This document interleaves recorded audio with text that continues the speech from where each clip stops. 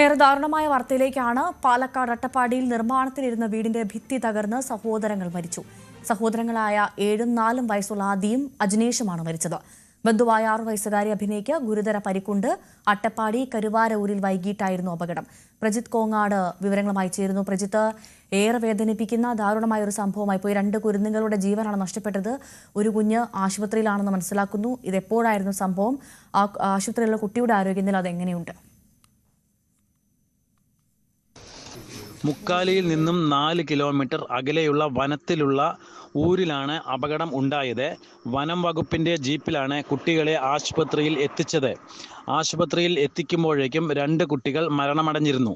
ഇന്ന് വൈകുന്നേരം 4:30 അട്ടപ്പാടി കരുവാരുകുണ്ട് ഊരിലെ അജയ് ദേവി ദമ്പതികളുടെ മക്കളായ ആദി, അജിനേഷ്, അഭിനയ എന്നിവരുടെ മേലെ പാതി പണി കഴിഞ്ഞ വീടിന്റെ മേൽക്കൂര, അതായത് സിമെന്റ് മേൽക്കൂരയാണ്, സ്ലാബ് പൊട്ടി വീണ് അപകടമുണ്ടായത്.